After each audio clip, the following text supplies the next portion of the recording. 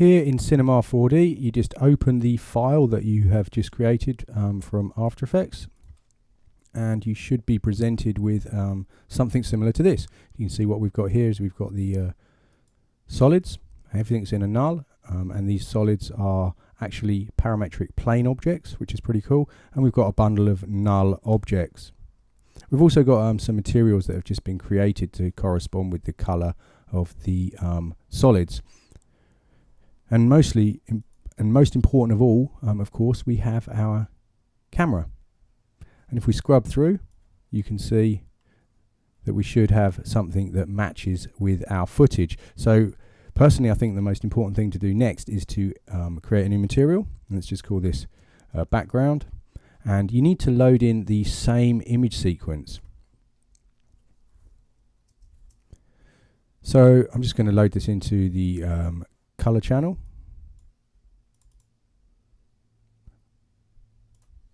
It's not in my document path, but that's not to worry for this. So then you open this up, come to the animation tab and just click calculate. If we come and add in a background object, we should be able to drop this on here and everything should match up. If we just select these nulls and let's just switch to the basic tab and choose color on, so that we can see them as white dots, and they look like they're pretty good, and if we just scrub through, you can see that everything looks pretty good. It's probably not the best track in the world. I have done it very quickly. You could probably get a much more solid track, but for this example I think that that's going to be good enough. So I'm happy with that. So the next thing that we can do is we can start adding in some geometry to use as shadow catches and things like that. If we press F2 to switch to our top view, and let's just press H to frame our scene, you can see quite clearly that we have these nulls for the road, and you can see that we've got these other nulls for the sort of center of our scene. Let's just switch back to the camera and you can see these here. If we select the graph null and switch to coordinates, you can see it is indeed placed at world center. So what we could do is we could just we could either add in a floor object for our road, but I think that we've got like a slight curve on this road, so we can kind of roughly make that. Now you don't even need to be too accurate with this, because it's such a simple shape and the eye is or the brain is easily fooled, and if we just roughly make this shape, it will be probably convincing enough. So from the top view, if we select these nulls, I'm going to select this null and I'm going to select this null. With these two selected, come to the MoGraph menu and add in a tracer object. You can see that as we had those objects selected, they're now in the trace link. If we set the tracing mode to be connect all objects, what will happen is it will draw a spline between those points. I'm going to set this to be a B spline with intermediate points set to uniform. If we come back to our perspective view, we can now see that we've got a spline from here to here. Now, as I say, the road has got like a slight curve in it. If we come to our right view, and let's just have a look at that, you can see that there is our tracer at world 0, which is the same position as the graph null, and that's the kind of peak of the road. So what we could do is we can just add in another null and call this road center. Select our tracer, and if we drop this in between those two, you can see that now we get a slight curve in our road. And as I say, we don't need to be too accurate, so we can cheat a little bit here. Grab the road center null and let's just pull this across, and we could even just pull that up a little bit, just so that that spline actually passes through that null, like so. So now we've got this slightly curved spline. We can select our tracer, hold down Alt and add in an extrude NURBS. And let's just call this extrude road. And we want to extrude along the correct axes, and we can see that that is going to be the X axis. So let's just increase this. If we set this to say 1000, something like so. And although not like the most amazingly accurate solution, you can see that now we have got like a kind of road traveling along here. So I'd like to pull this back a bit, but obviously we're using a tracer object which is tracing between these points. So if we grab that tracer and switch to our side view, if we grab the extrude NURBS, and try and move it, then it doesn't actually move because the spline isn't moving. but we can set our tracer to be in local space, and that means we can then grab our extrude, and if we pull this back now, you can see that the road does indeed pull back. And we're only going to use this as a kind of shadow catcher and to bounce some dynamics off. So rough proxy geometry like this is absolutely perfect. If we take our background texture and drop that material onto our extrude object, select the texture tag, and instead of using UVW, set this to camera mapping. So we're going to map this from the camera's point of view. So the first thing we need to do once we've chosen camera mapping is to tell it which camera. So we drag our camera into the camera field. If you then click calculate, it will then calculate the correct aspect ratio. The other thing that we should do on our extrude object is to just add in tags, Cinema 4D tags, and add in a compositing tag. And on this compositing tag, under tag, I'm going to enable compositing background. And if we render now, you can see that you can't actually see our road object at all. If we hide the background object, however, and render, you can see that there is our road geometry with a projection of the road on top. And the reason that I've done it this way is simply because we can use this to generate reflections as if our objects are sitting on that road. Okay, let's add in another null object, and we'll just call this geo for geometry, and I'm going to drag my extrude road into here. We can then take this compositing tag, drop it onto the null, and we can take the material and drop it onto the null, and that means that the same settings will apply to any of the children within this null object. So I'm going to hold down shift and just come and add in a polygon. In fact, what I want to do is take that polygon and use it just to create some small curbs. So rather than leave it in there, let's just select our tracer, and I can see the objects that I'm going to link it to are null object 2, null object 9. Let's just grab this polygon, drop it into null object 2, switch to coordinates, so let's just zero out the coordinates. Also want to adjust the orientation, let's set that to +Z. Let's set the height to be, say, 20, and then we can set the width to be maybe 1000. If we just drop this or control drag this back into our geo.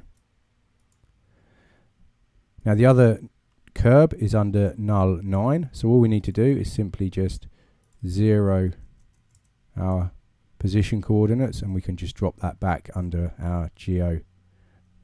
If we just hit render, you can see there we have our curbs with the camera map working correctly. If we press A, you can see that it's not looking very good in the actual viewport. Now if we switch to enhanced OpenGL, hopefully that will fix it. That really depends on the kind of machine you're using and the graphics card that you've got installed, but on here it seems to help.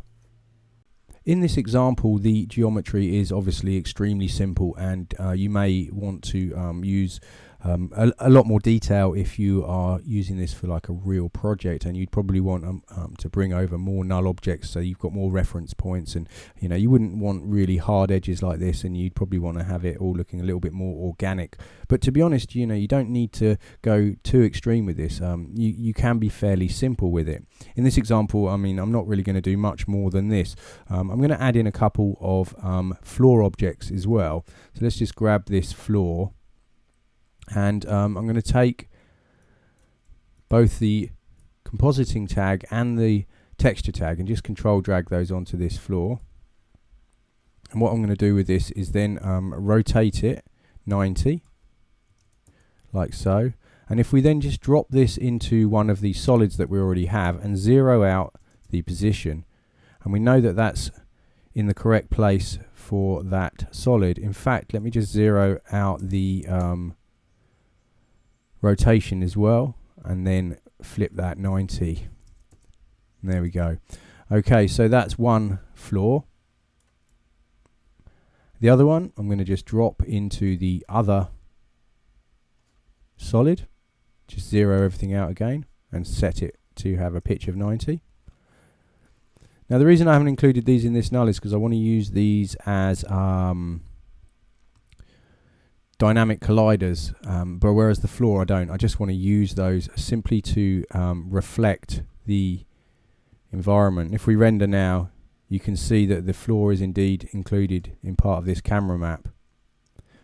I'm also going to include the background just so that we don't get that black seam. Well, we do have a seam there.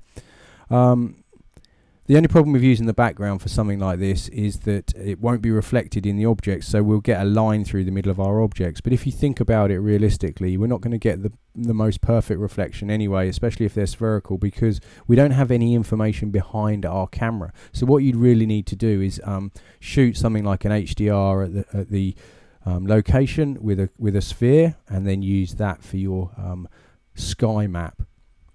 You could always do it from frames. I mean, I've done it with frames from a red before and stitched it. It depends on how much you can see those reflections. You know, if they're not going to be very obvious and they might be a little bit blurry and small, then you can get away with faking it quite a lot. So rather than have the background here like so, we can take one of our floor objects. Let's just rename these left, right. I'm just going to dupe one. I'm going to set that to be at world 0, and let's set the bank of this to be 90, and let's move this on X just so it's right down the end of our street kind of thing. And now when we render, we don't get that seam, and we can call this one background.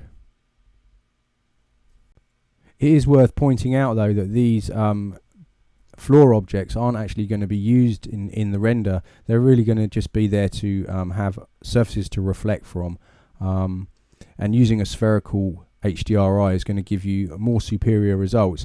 But you know, this is basic camera mapping, and camera mapping is used all the time for sort of you know, simple camera moves and proxy geometry and kind of semi-accurate reflections. As the objects move near, then the reflections are going to look more accurate. And of course, we can also use it for catching shadows and things like that. So the next thing to do is to add in some objects. Let's just add in a sphere first of all. I'm going to set this to be, say, a radius of 10. Let's set that a bit bigger, 20. And let's set the coordinates so it's 20 on Y. And now if we render, you can see there we go, we've got a sphere in our scene. Doesn't look very convincing at the moment though, does it? So let's just have a look at what we can see in this scene. And there aren't really many shadows that we can use as reference, and they're always a good way to determine the direction of the sun and how bright it is, how hard the shadows are. But it's a pretty overcast day, and you can see that we've got this dark shadow along here, we've got some shadows under here, we've got some shadows under this bush, but everything's pretty fairly diffused at the back of these bins. So really we could get away with just having like one big area light up above, which is casting a shadow down onto our floor plane. So let's just add in an area light. Let's set the pitch to be 90. Let's set it to -90, sorry. It doesn't really matter actually, but it's good to have the Z-axis pointing down. Let's just pull this up so it's sort of out of the shot. And let's switch to the general tab and set the shadow to just be an area shadow. And if we render now, you can see already that the sphere object is starting to look like it's sitting on the road. You know, you would need more lights than this. You could use the HDRI to help light it. You could put some bounce lights underneath and things like that. But I'm not really going to worry about the compositing and lighting side of this. I just really want to show you how you might set up your shadow catchers and bring it over from After Effects to Cinema 4D and back again. So let's just leave that light as it is. We could maybe increase the size of our area light so that our shadows are softer, something like so. But you know, I think it's probably better before, because this scene is quite small in scale. Come down to your material manager and just let's create a new material by double clicking, and let's just call this sphere. Again, I'm not going to create anything too complex here. I'm just going to simply switch to the basic tab and enable reflection. Let's place a Fresnel shader in here, set that to around 50. And so we've got these kind of reflective sphere in the scene. Awesome. We should just maybe put a checkerboard on the road and it would be perfect. And there we go, and you can see now that it's kind of reflecting the environment. We do have this big grey patch in the middle where there's nothing behind the camera, so we could, you know, add in a sky object and map this to it, and it would certainly help hide that.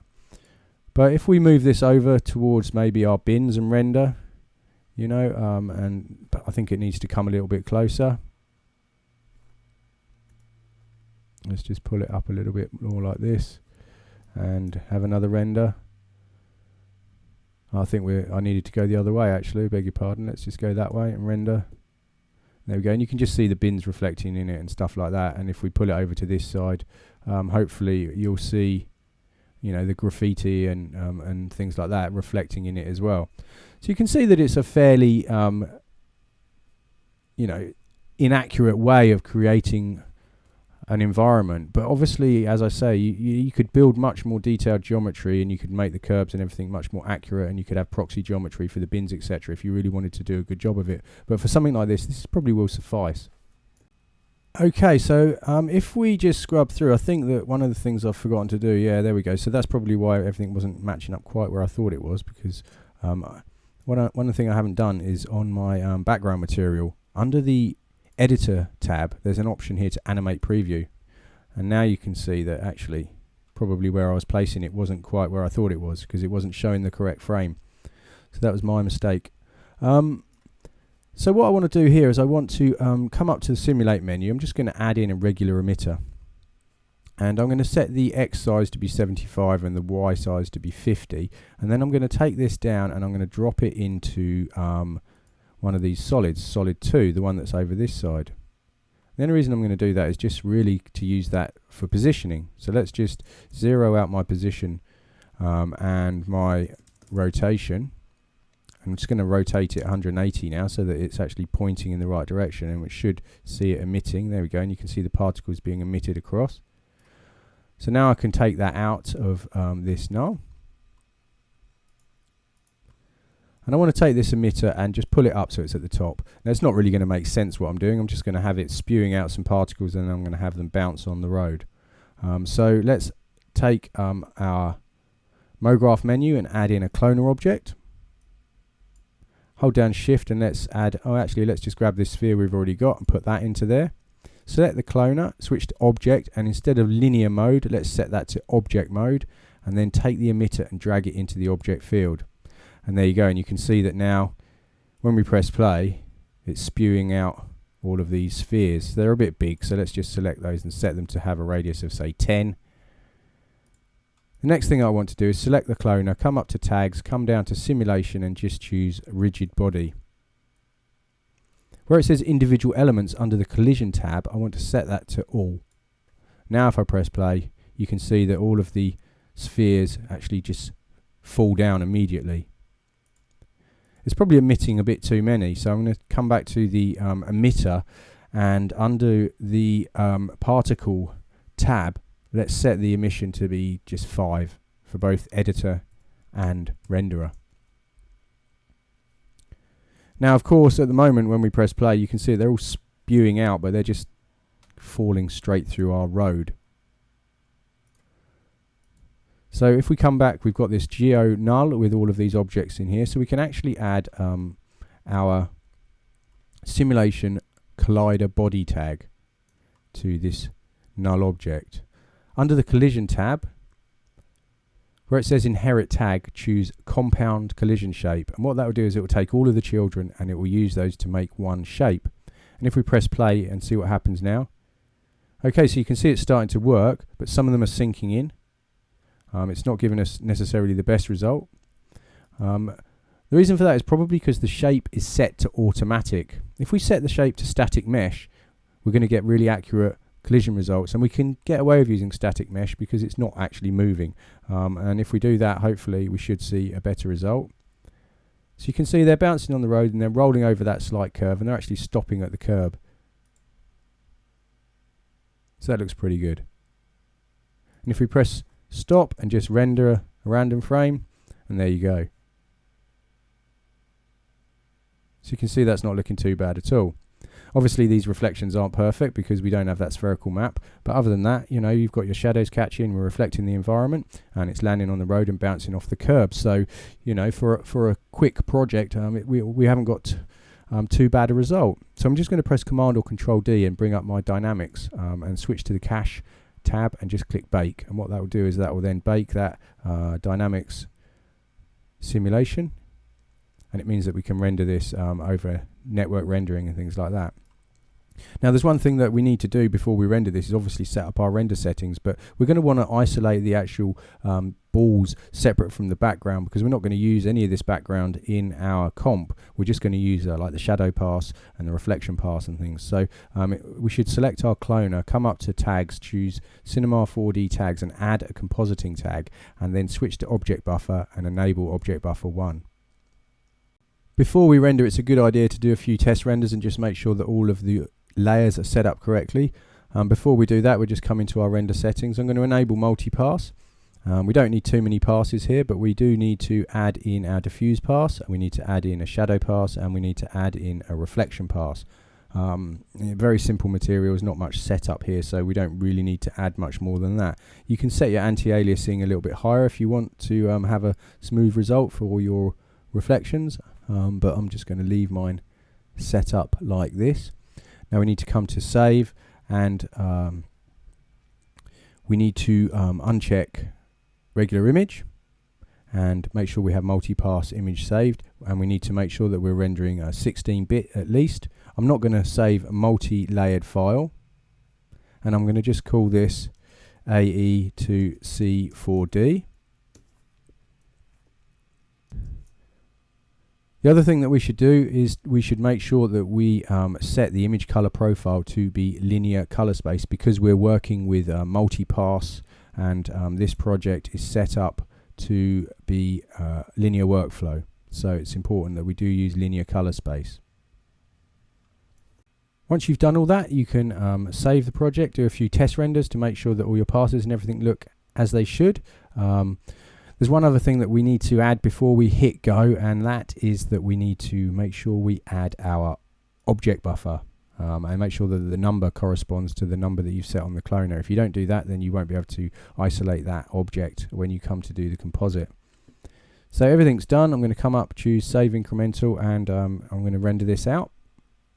The other thing that we can do is we can come back to the save options and come down to Compositing Project File, and we can click Save to save our AEC file, and that will just mean that it creates an AEC file that we can import into After Effects, and it will import all of our passes for us.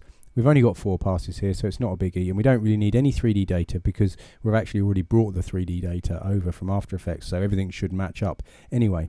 But that's one other option that you can do, just save the project file in an appropriate place. So let's move back over to After Effects and check out the render and see if it fits onto our street scene and composites correctly. So the render's complete. Here are all of the files, and here's the AEC file that I created. So I'm just going to drag this into After Effects, and you can see that it creates a folder with the comp, and here are our passes. If we open this up, you can see the results here, and of course it doesn't look quite right because obviously we need to come up and enable our color management and linearize working space. Okay, and there we go. Now you can see the result, and if we just kind of scrub through, you can see all of the spheres sort of land in the road and bounce around, and they've got shadows, and everything looks pretty cool. So this is the render that we have out of Cinema 4D, and obviously we want to comp this into our live action plate. You wouldn't normally ever render out your live action plate from your 3D program, although I've included it in the render here. I don't intend to include that part of it in the composite. I could have set these objects, especially the sidewalls, to be seen by reflection only with a compositing tag, but I just omitted that part of the procedure. So if we come to our comp that we did the tracking in, let's just select all of these nulls first of all and just hide them. And we can also press F4 and enable shy, and we just make them shy for now because we don't really need to see those. We don't actually need to see the camera either, but I'll just leave that there for now.